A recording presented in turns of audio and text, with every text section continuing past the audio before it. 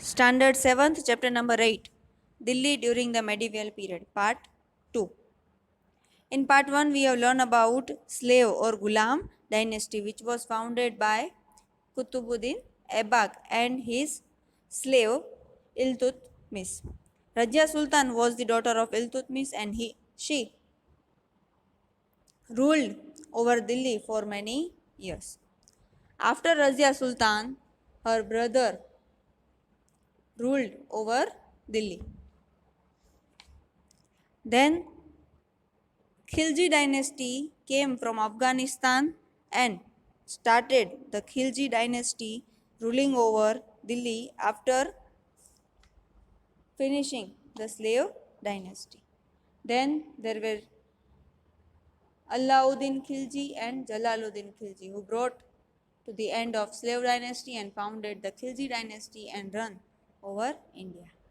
Then Tughlaq dynasty was founded by Ghiyasuddin Tughlaq, who also started the postal service, and the postmen were referred as the Halkaro. They used to send post through horses. In South India, there were kingdom of Hindu rulers in Vijayanagar. Hindu rulers of Vijayanagar were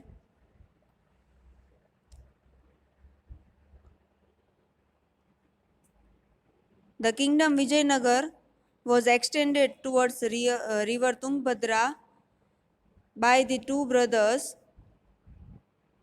Bukka and Harihar. After that, today we are going to learn about Bahmani Sultanate.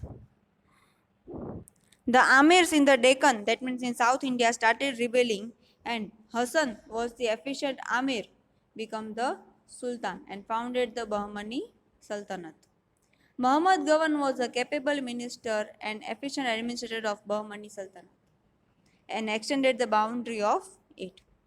There were frequent conflicts between Vijayanagar and Bahmani kingdom. After the downfall of Bahmani, the province became independent and Bijapur, Ahmednagar, Golconda and Berar and Bidar become independent kingdoms. Thus, the Delhi Sultanate came to the end after Amirs. Firoz Shah Tughlaq ascended the throne after Muhammad Tughlaq. However, from that, Delhi Sultanate started to weaken the region of Tughlaq dynasty. The governor of Lahore, Khizr Khan, took the advantage of chaos and established the Sayyid dynasty in Delhi. Thus, the authority of the Sultan was limited to the region around Delhi. An Afghan leader, Bahlol, established the ruler of Lodi dynasty in Delhi. His son Sikandar Lodi ascended the throne after him. Sikandar Lodi had good qualities of a good ruler. He lacked religious tolerance. A struggle for the throne began after his death. Ibrahim Lodi defeated his elder brother and became the ruler. So there was a rebellion in the kingdom against his rule.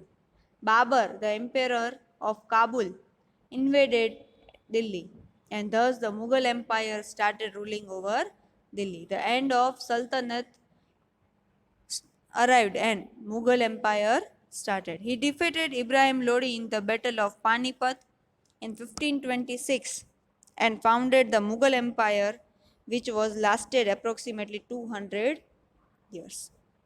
First the sultans were come and then Mughal were Sultanate ended and Mughal Empire started by Babur.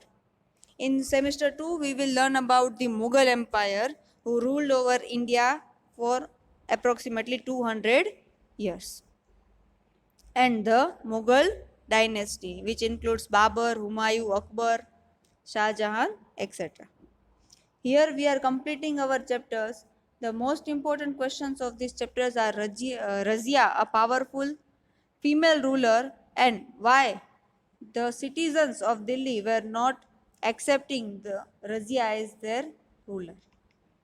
Next question is why there is difference between position of men and women in the society and why citizens are not accepting women as their ruler. Here we are completing our chapter. You have to write all the answers in your workbook. In next, we will learn about the last chapter of this semester, administration of the state, how the working of states done by the government. Thank you.